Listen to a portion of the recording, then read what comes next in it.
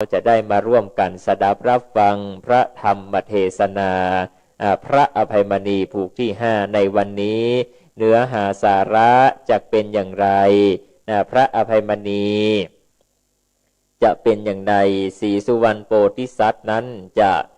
มีอาการเป็นอย่างใดก็ขอเชิญชวนศรัทธาพี่น้องเราทุกท่านจงได้ปากันตั้งใจสดับรับฟังพระสัทธรรมเทศนาพระอภัยมณีชาดกผูกทวนหน้าโอกาสต่อจากนี้เนอ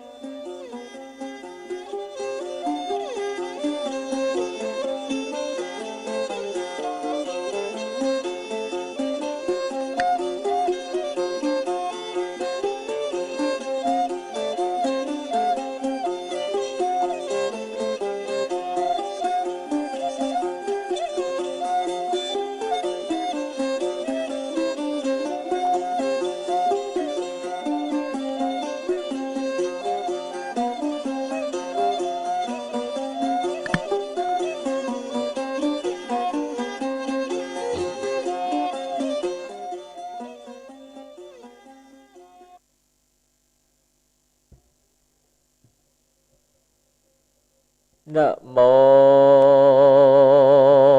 ตัสสะภะคะวะโตอะระหะโตสัมมา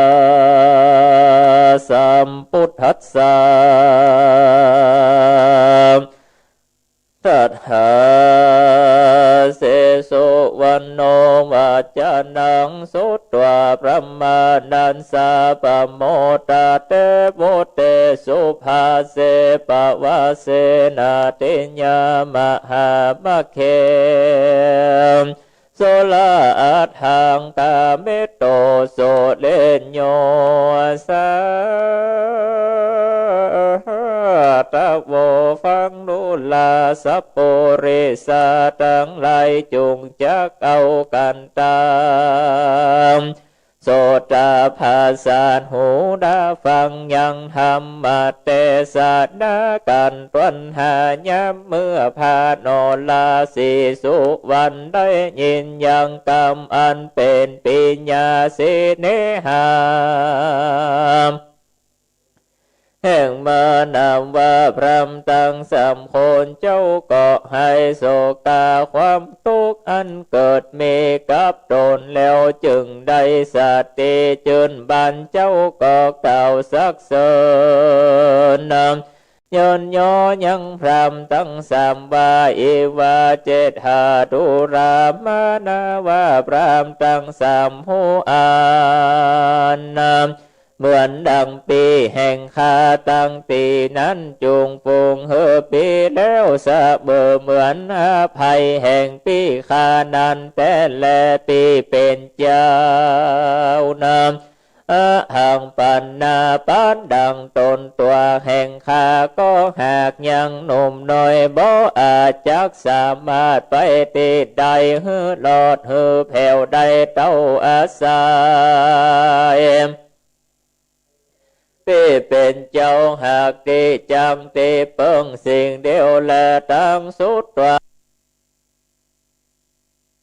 ยนย่อยังพรำตั้งสามว่าอิวาเจตหาดุรามานาว่าพรำตั้งสามหูอานนำเหมือนดังปีแห่งคาและตา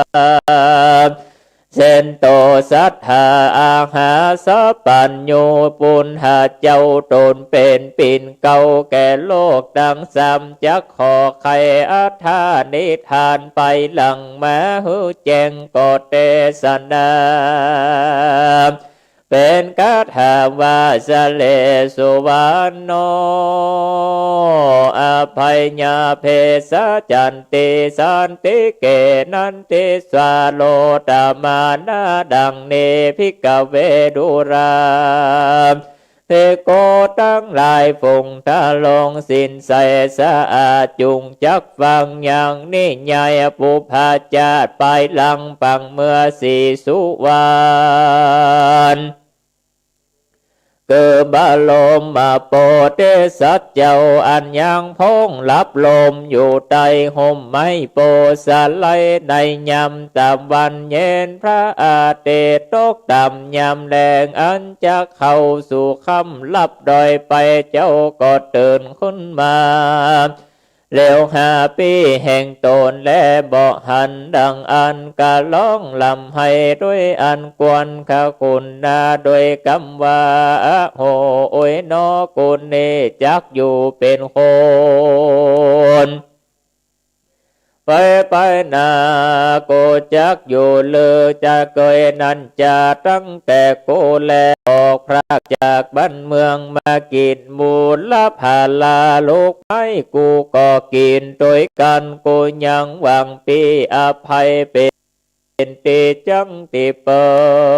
งน้ำยามเมื่อกูตกน้ำและเปิดโตมากูก็เอาเป็นผู้ตุ้มผู้หอบเป็นปีก็หากจากตกต่ำไตกูขึ้นได้ใหม่จากลุมลามบาดเนนาเลยบัดเนนาเลยกูปีกรรมมาเถิงเติงไข่หือกูได้ปานผากออกจากบ้านเมืองมากินมูลลาบจูปีก็มีหัวใจดังจะขาดตกแล้วเราเต็มสองทุกภาคบ้านเมืองภาคเมืองและบ้านทุกอันนั้นบอดทานนักด่าทุกปัดเฉดหาพี่อายทุกอันนี้หากหอนหายกว่าทุกอันคนตั้งหลายในโลกเตี้ยงตาลงทุกโศกเสมอกันทุกอันใดใดปัดพรากทุกอันนั้นหากเหลือทนว่าอันแล้วก็ร้องลำหายสยบเต้าตั้งยืนและโดยพระการต่างๆอันนาเตพามมานาว่าพรำตั้งสามหันยังโปติสัจเจ้าเป็นสารดันเขาก็เข้าไปกายนะแล้วเหล่าลมโดยพระการต่างๆเจ้าก็ให้สังโศกาขึ้นสู่นาวาสะเป่าเล่มหน่อยพร้อมกับโดยมานาวาพรามตั้งสามแล้วก็เอากันสู่สะเป่าเข้าสู่สัมเปาแล้วก็เอากันล่องไปตามกระแสแม่น้ำตะวันเย็นก็ไปหันและตถาโปติสัตโตมหานาติโยมานุสาปัสสะตาติปิญญามานาโปติสัจเจ้าอันจักล่องไปตามกระแสแม่น้ำเจ้าก็หันยังป่าฟ้าและจากเขเต่าน้ำอันทรงเสพเล่นไปตามกูภัยกูมารโดยความจมจืนยินดีไล่เลยกันเสพสร้างบ่อพระกลางเสียกันเจ้าได้หันดังอันก็เกิดล่อใจเถิงยังปีแห่งตนโดยกรรมว่าดูราปีเป็นเจ้าปองดังเป็นและบ่พรากจากกันไปยังได้มาโดยดังอันก็จากปาปีเป็นพอเล่งก้อยยังสัตว์ตั้งหลายฝูงที่จะแลบาดนี้ได้มาหูหันแต่ผู้เดียวแห่งน้อมหากเป็นที่ต่ำก้อยน้อยใจมากแต่หนักหนาลำเปิงด้วยภาการดังอันแล้วหากเมน้ำตาอันย้อยหยาบอาบลงบ่ขาดใจงั้นแลบัดเจ้าแต่นานก็เล็งหันไม้ตั้งหลายตรงตั้งตนใหญ่อยู่หลายทุกหมู่ลุงขามีติดจาหมู่หลายหมู่นกน้อยอยู่เป็นโจมไปเป็นเปื้อนฟงเปื้อนแอวเล่นไปมาจับสาขากิ่งไม้แอวซอไซต่ำเคยนกจะเลยและนกเอียงเสียงห้องเกียงควันละเมานกดาวเบาและกาบบาเมป่าลาหลวงมากหลวงลายนกผีพายเข้ามินด้วยบินลำลองไปมา ตามลุงขาเก่งไม่จับตนหนึ่งแล้วมาบินมาอันอยู่ไกลกินหน่วยไม้และพาลาเกิมบามาคาโนนและหมักเดือไม่ไหลเรือเหลืองแดงมากระตุ้มและหมักตองหมักป่องและนางโจมนะปูนผ่าลมใจหน่อยผ่าหยอดซอยสีสุวรรณก็มีหัวใจอันจืนบานงามบ่เศร้าเต้าว่าเกินหลอดปีเจ้ายังบ่หายหลายวันเกินมีมากโอตกอยากแล้วก็ก้อยใหญ่อยู่ใดตั้งพันสาธิตสำราญอยู่ในสะเป้าแล้วก็ล่องไปกับรอยมานาว่าปรามตั้งสามหันและตาโตปัฏฐานญาตั้งแต่แรกนั่นไปนาบ่เมินนานเต้าได้ก็ไปลอดยังตาปากน้ำแห่งเมืองอันหนึ่งมีจึงว่าโลมาจากอันเดเลดังหูมานีจันปากน้ำตีนานเมนายด่านและนายพระตูตาน้ำหากเกิดพอทานุยังคนอันเข้าออกไปมามักว่าบุคคลผู้ใดเข้าไปออกมาด้วยอันหาพันโยจานะบอดใดในผัดตูตีนั้นก็บังฮือเข้าไปแลออกมาใดมักว่าเขาก็ปลูกมันปล่อยไว้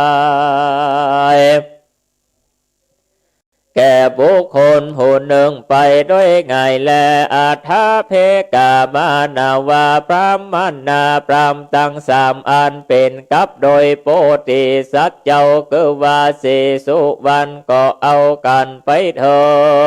มยังปากน้ำตีนันอันกวนอาสาจันใจมากนักส่วนบลมมาโปติสัจเจ้าก็จึงจักเย็นจะถึงมานับว่าพรามดังเนอันว่าธานาเตเนหากลอยเป็นบานอันกว้างใหญ่และเปิงเมจะและตังสุดตัวกันส่วนพรามตั้งสามคนก็ได้ยินดังก็จึงจักเล่งดูก็รู้ว่าเป็นบ้านเมืองหันใหญ่แต่บ่สงสัยก็จึงจะซึ่งกันว่าเฮาตั้งหลายจุงปากันดัดนามว่าแวะเยี่ยมคอยดูก่อนเตอเปลือกไข่หูใครหันยังพระอภัยอันปัดภาคไปนั่นแลปันดังสาเป้าเฮาเจ้าตั้งใจจุงเผาเสียอย่างเฮิม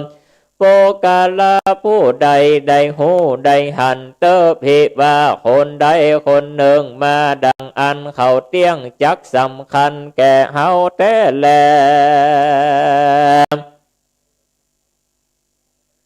ตั้งสุดว่านะว่าทำตั้งสามคนได้ยินดังอัน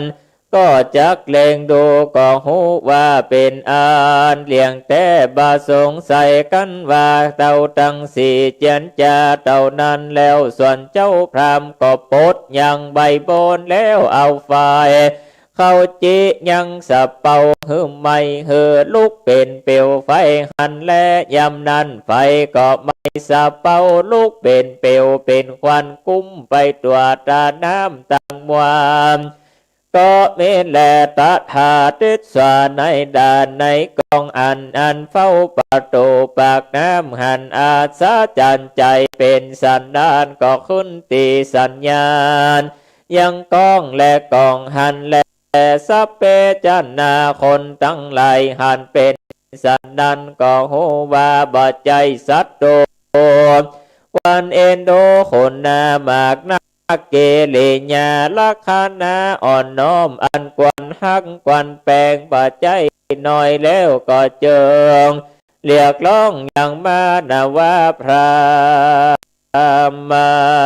ตั้งสี่คนขึ้นไปสู่เฮือนแห่งตนแล้วส่วนในด่านในกองคำอันหามมานาว่าพระหนุ่มตั้งหลายดังอันก็กล่าวเป็นปัทธามากาถาวาเตมานาโมกิ่งนาโมอภิจามา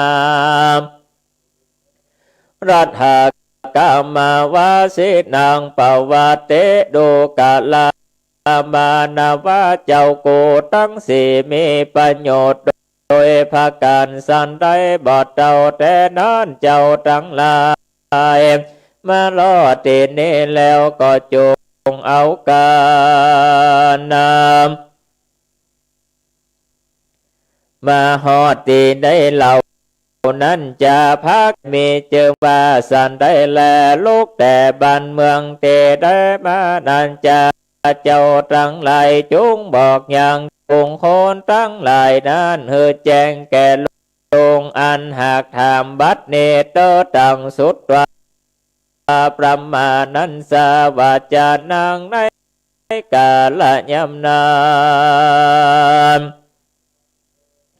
ส่วนมานาวาพรำตั้งสามคนได้ยินยังกำตำนวยนานหากถามนะหากถามซึ่งต้นดังอันก็จงจังกล่าวตอบว่าตาโดลาลุงเฮยโตข้าตั้งอันมีในอาณาลัทธาภัตเตเกตเบืองแดนลัตตาดานามกรแห่งข้าพ่อแม่ใส่เจอไว้วาสนนทัดนั้นหากได้โมราผู้นึ่งนันนาบิเจียนมีบอกคอยผู้น้องซอยเจอวาสีสุวรรณมิสาตะเปตกุลกองอันวิ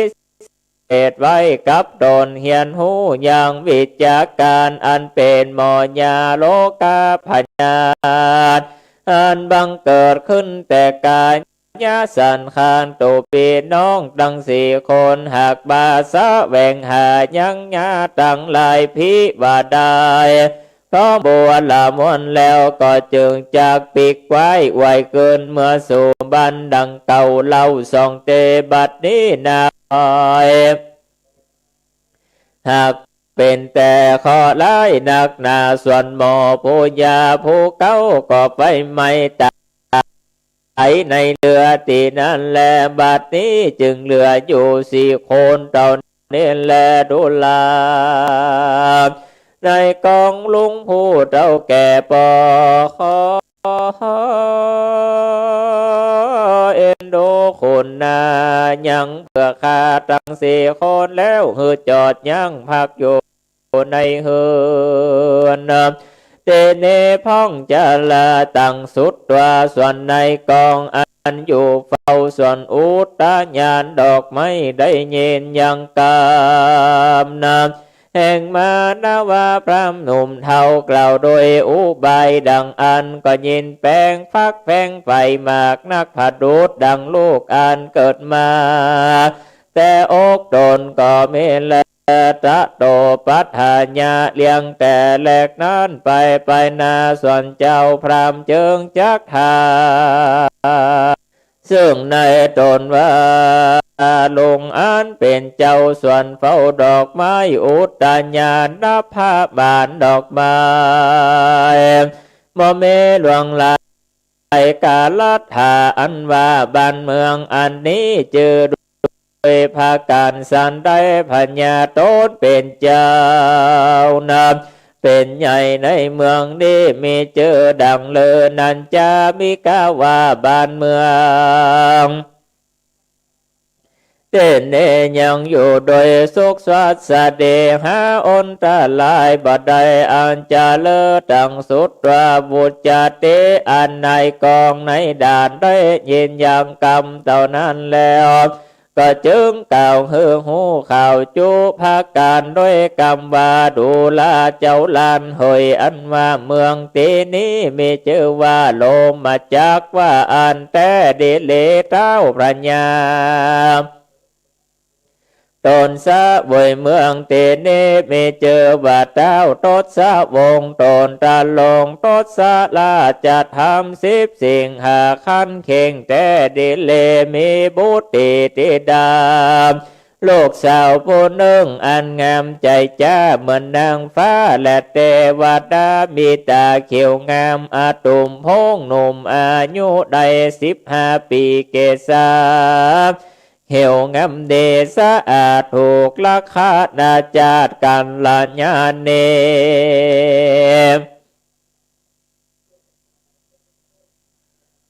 แห่งบ่อปิดแห่งเสียในผิวขาวใสใจจ้าเนื้ออ่อนอ้วนจังกันหาดังใดจักเปรียบเทียมบ่อใดใจห่มฟ้าหากหาเขียมญาทากาเลมีได้กาลาเมื่อใดดังอ่าน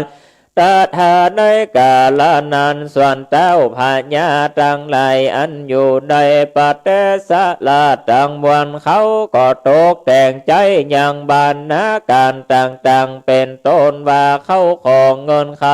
ำและเครื่องอลังการทั้งหลายมายื่นถ่ายแก่พญาตสะตาสะวงเพื่อให้มีความไปมักไข่ได้อย่างนาม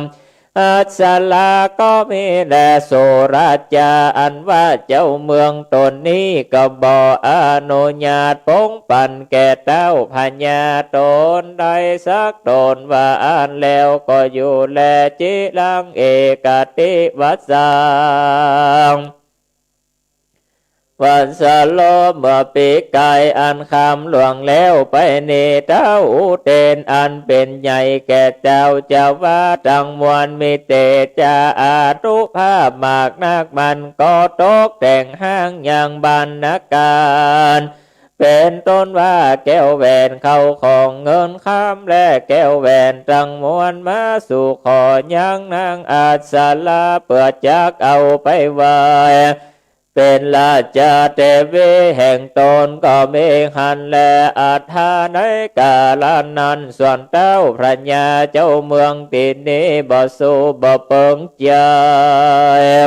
ว่าเป็นคนต่างเชื่อต่างภาษาว่าอ่านเต้าเตนตนนั้นก็โคตรเกียรติแล้วก็จัดแจงแต่งห้างยังจตุราเสนาโยธาอันเป็นกับโดยสัตราวุธทั้งหลายมาต่อสู้รบกันโดยเจ้าแห่งเฮาแลเตนะเหตุดังอ่านบัดนี้หากยามจะสู้รบโดยบุคาศึกอยู่แลโอเอโนปุณเดนโดเจ้าทั้งหลายอันได้มาอยู่ทาคำกายังบ้านเมืองตีเนจะแลเปว่าเจ้าทั้งหลายหากเลี่ยมบนหนีไปตั้งใดเตื้อดังอานจงท่าคอยพอเตอตีนันหากจักหันไปน่าจะแลทั้งสุดว่าประมาณนาเราพรามมานาวาโนมทั้งหลายได้ยินกิริยาอันนั้นบรรเจ้าก็จมจืนยินดีมากนักก็ได้กาละเนียงแต่ในใจว่าเฮาทั้งหลายเตียงจักได้ลบปราบกับโดยเต้าอุเทนแล้วจักได้สืบสั่งยังเมืองตีนี้บาสงสัยจะแลว่าอันแล้วนับเก่าซึ่งนายด่านบาดูลาลุงเฮยวันพุ่งนี้จักปาตูตั้งลายป้ายแอวในกาดในเวียงนั้นเติดปานดังผู้ข้า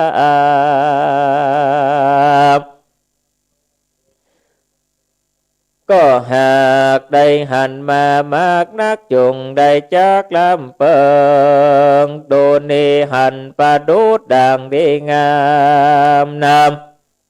อันนาโจเมื่อแล้วว่าอ่านแล้วกอดเหิงยังอันซึ่งหลับนอนอยู่ในเมืองตนอันอยู่ในเฮือนแห่งในด่านที่อ่านวันนั้นแลก็ไม่โดยในญาภกาดังเก่ามาเนเจและนาเนติตังขิญญาสังวานานาเวเสจาห้องเหตุยังพระอภัยสุวรรณและพาอภัยและสีสุวรรณผูกกันหาก็สมเด็จเสร็จแล้วตอนนี้ก่อนแล้ว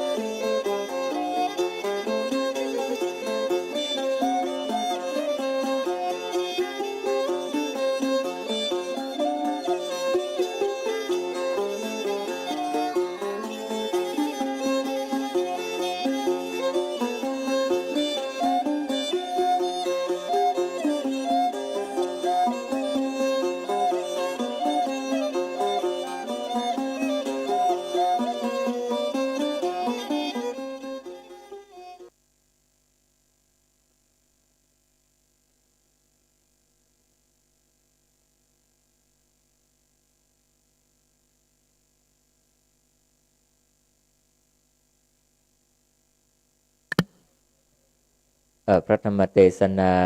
ในพระอภัยมณีและศรีสุวรรณชาดกผูกที่5ก็ได้บูรณมนต์จบลงไปเป็นที่เรียบร้อยวัดนี้ศรัทธาสาธุชนญาติโยมตลอดจนถึงครูบาอาจารย์พระสงฆ์มหาเถรานุเถระเจ้าคณะพระสังฆาธิการที่กำลังได้คือเกียรติติดตามรับฟังอย่างในพระอภัยมณีชาดกผูกที่5ในคราวครั้งวันนี้ซึ่งก็ได้จบลงไปเป็นที่เรียบร้อยซึ่งบัดนี้นั้นศรัทธาสาธุชนญาติโยมที่ได้ติดตามรับฟังก็ได้หูแล้วว่าวันนี้พระอภัยมณีและศรีสุวรรณหลังจากที่ได้พลัดพรากจากกันไปแล้วถ้าพระศรีสุวรรณโพธิสัตว์ท่านก็ได้ปริบิตกโอ้ยเป็นล่ำให้ล่ำหาง่อมหายังปีตัวเก่าจำปีตัวเก่าก็ว่าโอ้นอปัดนี้ปีเขาได้ลาจากไปแล้วแต่ทำไมเรานี้อยากตามหายมพี่อยากตามหาพี่เบาเวลากินข้าวกินน้ำไปไหนก็ไปด้วยกันแต่สุดท้ายแล้วทำไมเราต้องพรากจากกันเพราะด้วยกรรมวิบากอันใดเพราะด้วยกรรมว่าวิบากอันใดของเขาทั้งสองที่จะต้องได้มาพรากจากกันไปฉะนั้นแล้วเนี่ยศรัทธาญาติโยมเฮาทุกท่านทั้งหลายก็ได้ปากันรับฟังอย่างพระอภัยมณีภูที่5ได้กล่าวครั้งนั้นมานวพราหมณ์ทั้ง3คนนั้นก็ได้เข้ามาปลอบใจอย่างเท้าศรีสุวรรณโพธิสัตว์ซึ่งก็ถือว่าได้หูได้หันได้ปลอบใจคือพระศรีสุวรรณโพธิสัตว์นั้นได้มีความอ่อนม้อยลงแล้วเป็นการชั่วคราวแล้วก็จึงได้ปากันเอาขึ้นเรือสำเภาเพื่อจะเดินทางแรมรอนไปยังเมืองอื่นต่อไปซึ่งในคราวครั้งนั้นเรือสำเภาได้แรมรอนมาเป็นเวลาหลายต่อหลายวันเช่นเดียวกันญาติโยมเราทุกท่านก็จึงได้มาพบปะยังเมืองหนึ่งชื่อว่าเมืองโรมจักรสถานญาติโยมในธรรมเขียนว่าโรมจักรก็ได้เข้าไปถึงได้เห็นเมืองนั้นเมื่อมานว่าพราหมณ์ทั้ง3ได้อู้จาและตกลงกันว่าถ้าเราจะเข้าไปโดยมีเรือสำเภามานี้หมู่บรรดานายด่านนายกองนายด่านหน้าเมืองหันก็จะเป็นที่ปริวิตกอกตกใจก็จะมีความสำคัญกับเฮายิ่งนักแต่เมื่อเฮาอยากเข้าไปแบบยาจกคนทุกข์คนจนเอาอย่างนอเฮาทั้ง3คนพี่น้องเฮาปากันเผาเรือสะเปานี่ขว้างเหียแล้วก็ก้อยเดินลงไปเมื่อได้ทราบความอย่างนั้นมานว่าพราหมณ์ทั้ง3ท่านก็ได้เสกเอาไฟจักเอาไฟจูดเข้าใบลมสะเปาไฟก็ได้ลุกลามเข้าอย่างไฟก็ได้ลุกลามที่ใบสะเปาแล้วก็ไหม้สะเปาหมดจนเสี่ยงญาติโยมเราทุกท่านเมื่อในด้านหน้าประตูหันอย่างอันเกิดอัศจรรย์ใจตกอกตกใจเป็นอย่างยิ่งก็จึงได้บอกไปว่าโอ้ไฟไหม้ไตลามไผ่อย่างใดไฟไหม้สะเปาก็จึงได้หันยังมานว่าพราหมณ์ทั้ง3และพระศรีสุวรรณโพธิสัตว์ได้เดินหนีวิ่งหนีหัวซุกหัวซูนออกมาจากเหือเมื่อนายด่านนายประตูเมืองลมจักหันอย่างอันแล้วก็จึงได้จ่าบอกว่าโอ้เจิญขึ้นน้ำขึ้นเหือนไปก่อนนอกนายก้อยมามาจ่าป่าสะไรกันถามว่าโอ้เผาอันท่านเป็นไผเมื่อนายด่านก็สอบถามข้อมูลถามกันไปถามกันมาแล้วว่าแนะนำกันว่าเฮานี้เป็นหมอยาเดินทางมายังเมืองรัตนาเดินทางออกมาจากเมืองรัตนาเพื่อจะได้มาเสาะหายาแต่ถ้าว่ากลางต่างนั้นสะเปานี้ได้ไหม้สะเปานี้ได้เกิดลูกไหม้จนทำให้เสียหายหมดตึงมวลก็เลยไม่ ขออภัยก็เลยไฟก็เลยไหม้ลวดไฟคอกหมอยาตายไปอยู่ในเหือ5คนก็เหลือค่า4คนตะยะในด้านหน้าได้หันอย่างนั้นก็เกิดความฮักแปงเอ็นดูรู้สึกเอ็นดูขุนนาพราหมณ์ทั้งหมู่พราหมณ์ทั้ง4คนพราหมณ์ทั้ง3และศรีสุวรรณโพธิสัตว์ก็จึงได้เจิญฮื้อทั้ง4ท่าน4คนนั้นพักอาศัยอยู่ในเฮือนของตนซึ่งเฮือนของท่าน ในด่านนั้นตั้งอยู่ในสวนราชอุทยานดอกไม้ของพระมหากษัตริย์ชื่อว่าทัศวงศ์ซึ่งเจ้าเมืองรมจักรนี้มีชื่อว่าทัศวงศ์มีลูกสาวอยู่คนหนึ่งชื่อนางพระธิดาอัสราพระธิดาอัสรานี้ถือว่าเป็นคนงามคนหนึ่งเป็นเบญจกัลยาณีมีที่ติดที่เต้าตึงห้าแห่งพ่อที่ไหนก็งดงามแจ่มแจ้งแช่มช้อยแช่มชื้นชุ่มชื่นเบิกบานเป็นที่สุดซึ่งเจ้าเมืองอุเทนหรือว่าพระเจ้าประเทศสราชต่างบ้านต่างเมืองต่างส่งบรรณาการมาเพื่ออยากที่จะได้พิดาคนนี้เป็นศรีภรรยาถึงขั้นมีพากฏนามอย่างพระเจ้าคนหนึ่งมีนามชื่อว่าพระเจ้าอุเทนพญาอุเทนนี้เป็นเจ้าเมืองหนึ่งซึ่งเป็นชายโสดชายโสดอีกว่าชายโสดญาติโยมเราทุกท่านเป็นชายโสดก็จึงได้นำกระทำตกแต่งอย่างเครื่องบรรณาการนานาทิศะต่างๆนำมายื่นยกยอถวายขึ้นแก่พระเจ้าทัศวงศ์พระเจ้าทัศวงศ์นี้หันบรรณาการของพระเจ้าอุเทนก็มีความบ่พอใจหาว่าเจอญาติของสู่เจ้านี้ต่างชาติต่างภาษาเฮาบ่อยากยกธิดาคือไผเพราะธิดานี่ก็งามว่าอันไปในพระธรรมว่าไว้อย่างนั้นซึ่งพระเจ้าทัศวงศ์เมื่อได้ตอบตรัสแก่พระเจ้าอุเทนในคราวครั้งนั้นเนี่ยญาติโยมเราทุกท่านพระเจ้าอุเทนก็เป็นกริวโคตที่บ่ได้ยกลูกสาวพระธิดาอัปสราคือกับท่านพระเจ้าอุเทนก็จึงได้ยกทัพโยธาเข้ามารบทัพจับศึกตั้งอยู่ในกองประชิดประตูเมืองจนถ้าเมื่อพระเจ้าทัศวงศ์เกิดความทุกข์อกทุกข์ใจไผจะมาช่วยกูรบทัพจับศึกเพราะว่าพระเจ้าอุเทนนี้ญาติโยมเราทุกท่านมีเมืองนครที่ใหญ่กว้างมีริพลทหารโยธาเยอะมากกว่าเมืองรมจักรก็จึงทำให้พระเจ้าทัศวงศ์เกิดความทุกข์อกทุกข์ใจนะก็บ่ฮู้จะเนี่ยอย่างใด ก็บ่ฮู้จะเนี่ยอย่างใดซึ่งตอนนั้นนะกำร่ำพึงหาของเจ้าในด่านหน้าก็จึงได้อู้จ่าฮึกับบรรดาพราหมณ์ทั้ง3คนและศรีสุวรรณโพธิสัตว์ได้ทราบความด้วยเหตุประการสันเนซึ่งหลังจากนั้นแล้วปุ๊บเนี่ยญาติโยมเราทุกท่านศรีสุวรรณโพธิสัตว์และพราหมณาจารย์ในคราวครั้งนั้นก็ขออนุญาตพักเซาอยู่ตรงที่บ้านเฮือนของนายด่านหน้าก็จึงเป็นที่จบผูกลงไปแต่ด้วยความที่ว่าญาติโยมเราทุกท่านเมื่อพราหมณ์ทั้ง3กับทั้ง4สุวรรณได้ทราบความจริงท่านทั้ง3นั้นก็จะได้อาสาออกรบเพื่อต่อไปขจัดต่อสู้กับกองทัพของพระเจ้าอุเทนที่ได้ยกกองทัพมาเพื่อประชิดชายแดนหรือว่าประชิดยังตนตัวแห่งนางซึ่งศรัทธาญาติโยมเราทุกท่านทั้งหลายบัดนี้เนี่ยศรัทธาเราทุกท่านจะต้องได้ติดตามชมใน EP ต่อไปว่าพราหมณ์ทั้ง3คนและศรีสุวรรณโพธิสัตว์จะมีกลยุทธ์อย่างใดในการรบทัพจับศึกกับพระเจ้าอุเทนฉะนั้นแล้วเนี่ยขอญาติโยมเราทุกท่านจงได้ปากันติดตามรับชมรับฟังใน EP หน้าวันศุกร์หน้านะจ๊ะสำหรับในวันนี้กระผมขอกราบอนุโมทนากับเจ้าภาพเจ้าศรัทธากันเตศคือท่านพระอาจารย์ท่านพระสมุพันธวัฒน์โชติรวิวังโสจากอำเภอลองจังหวัดแพร่ได้เมตตารับเป็นเจ้าภาพถวายปัจจัยกันเตศมาร่วมให้ร่วมหอมกันในคราวครั้งนี้ขอกราบไหว้สาอนุโมทนาเป็นอย่างสูงครับซึ่งในวันนี้เนี่ยญาติโยมเราทุกท่านทั้งหลายตามดังที่ช่วงรายการของท่านเจ้าพระอาจารย์กัมปนาถได้อุจาประชาสัมพันธ์ในเรื่องการทำบุญเนื่องในประเพณีเดือน12ของล้านนาเมืองเหนือซึ่งตามคติความเชื่อปีนี้ต่างคณะสงฆ์และคณะผู้จัดงานม่อนพระศรี2เมืองฝ่ายสงฆ์จะได้มีหมายกำหนดการทำบุญเพื่อเป็นการทักษิณานุปทานกิจอุทิศแด่พระภูมิเทวดา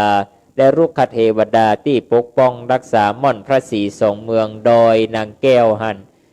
ที่เขตอุทยานแห่งชาติขุนแจมและดวงวิญญาณบรรพบุรุษประชาชนญาติพี่น้องปู่ย่าตายายสัมภเวสีที่ได้ล่วงลับไปแล้วตลอดจนถึงผู้ที่เสียชีวิตบนเส้นทางถนนเชียงรายเชียงใหม่ทุกดวงจิตวิญญาณได้รับกุศลจากการประกอบพิธีโดยจะได้มีรูปแบบในการทำบุญดังนี้และในวันนั้นในวันที่14ตั้งแต่เวลา9:30ถึงเวลา4:30 4:00 แลงก็จะได้มีการยกทยอยถวายตาลขันเข้าปูจาพระธรรมเทศนาพัมเปตตพีมาลัยโพธิโลกและมหามูลละนิปานสูตรและถวายสังฆทานโดยจะได้มีพระเจ้าพระสงฆ์ผู้จัดรายการแต่ละตนเต้ทำแต่ละผูกฮือ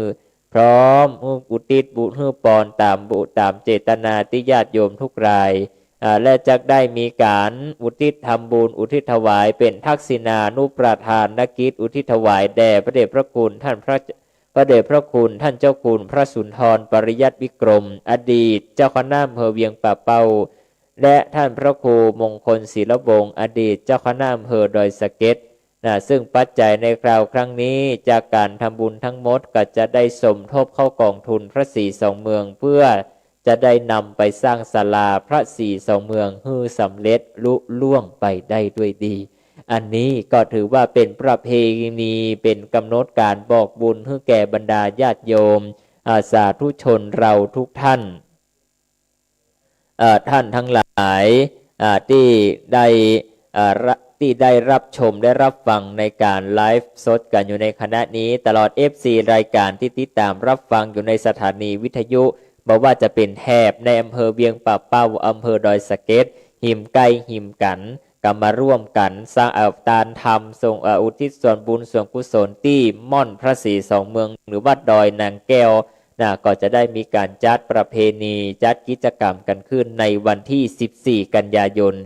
แฮม8ค่ำเนื้อศรัทธาญาติโยมอันนี้ก็เป็นข่าวสารได้มาประกาศบอกบุญให้กับศรัทธาญาติโยมเราทุกท่านได้รับทราบได้ร่วมรับอนุโมทนาบุญบางท่านบางคนนั้น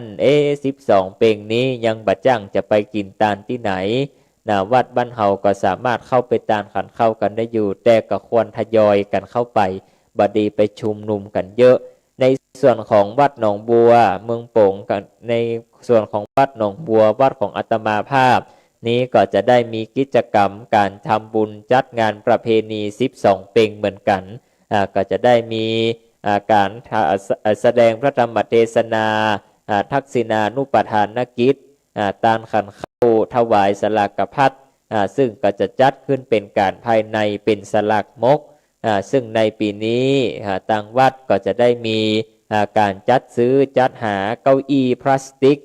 เพื่อจะได้นำมาใช้ในพระบรมพุทธศาสนาพร้อมทั้งผ้าคลุมเก้าอี้ซึ่งก็จะได้ประกาศบอกบุญเชิญชวนกับศรัทธาญาติโยมแฟนรายการทุกท่านได้รับเป็นเจ้าภาพร่วมบุญการเป็นลำดับการสืบต่อไปซึ่งการร่วมบุญในคราวครั้งนี้นั้นทางวัดก็ได้ตั้งราคาค่าสินค้าราคาค่าเก้าอี้ตัวละ250 บาทหรือว่าญาติโยมจะร่วมทำบุญกันตามจิตศรัทธาหรือว่าญาติโยมจะหอมบุญกันเข้ามาก็สามารถติดต่อสอบถามได้ที่อาตมาภาพโดยตรงหลังไมค์ก็สามารถอู้ได้เอาละญาติโยมเราทุกท่าน 16:55 นาทีอาตมาภาพจะขออนุญาตเปิดสายหน้าใหม่จำนวน1 สายเพื่อได้ให้ศรัทธาญาติโยมได้อู้จาปาสรายการได้พบปะกันที่เบอร์หน้าใหม่เบอร์เก่าเบอร์เดิมที่เบอร์ที่0982454005 0982454005อีก1 รอบนะคุณโยม0982454005เจริญพรญาติโยมวันนี้ขออนุญาตรับ1 สายหน้าใหม่กับปอเพื่อจะได้อูจาปาสรัยกันเนาะศรัทธาญาติโยมเราทุกท่านทั้งหลายซึ่งในวันนี้เนี่ยญาติโยมเราทุกท่านทั้งหลายพระอภัยมณีกำลังม่วนเนาะสุธาเพราะฉะนั้นแล้วก็ตั้งใจสดับรับฟังกันไปเรื่อยๆ และตลอดจนถึงครูบาอาจารย์ที่ได้เกียรติติดตามรับชมและรับฟังในช่วงรายการกันอยู่ในขณะนี้ในการไลฟ์สดก็ดีหรือว่าในรายละเอียดต่างๆก็ดีซึ่งก่อปีนี้12เป็งทุกคนบางท่านบางวัดบางวาบางหมู่บ้านก็บ่ได้เดินทางไปใส่บาตรบ่ได้เดินทางไปฟังธรรมที่วัดแต่ว่าวันนี้มีช่วงรายการสารธรรมยามแรงมรดกธรรมพื้นบ้านล้านนาของเขานี้มีอยู่ในการที่นี้คณะนี้ก็ถือว่าเป็นเรื่องที่ดีที่งามยิ่งแล้วเพราะฉะนั้นก็อยู่เป็นเพื่อนเป็นก้อกันไปฉะนั้นแล้วญาติโยมเราทุกท่านทั้งหลายก็คงก็น่าจะบ่มีไผโทรมาเนาะถ้าบ่มีไผโทรมาอย่างนี้แล้วก็ขอฝากบอกบุญประกาศบอกบุญให้กับศรัทธาญาติโยมเฮาตยไผที่จะร่วมรับเป็นเจ้าภาพก็สามารถโทรมาติดต่อสอบถามได้ที่เบอร์โทรศัพท์ที่อาตมาภาพได้บอกคือไปตะกี้ว่าจะมีรายละเอียดในการทำบุญอย่างใดพ้องก็สามารถติดต่อสอบถามที่อาตมาภาพได้โดยตรงแล้วในวันศุกร์หน้าอาตมาภาพก็จะได้นำข่าวสารมาประกาศให้กับศรัทธาญาติโยมให้ได้อนุโมทนาเป็นลำดับการสืบต่อไปและในวันนี้อาตมาภาพจะได้นำรายการสารธรรมยามแดงช่วงมรดกธรรมพื้นบ้านล้านนาจะได้จากลาศรัทธาพี่น้องสาธุชนเราทุกท่านทั้งหลายกันไปก่อนขอความสุขความเจริญจงมีแก่ศรัทธาญาติโยมสาธุชนทุกท่านทั้งหลายสำหรับในวันนี้อาตมาภาพจักได้ขอสมมุติยุติลงไว้แต่เพียงเท่านี้สุขีทีคายุโกจัตตารโอธรรมาวัฏันติอายุวันโนสุขังพะลัง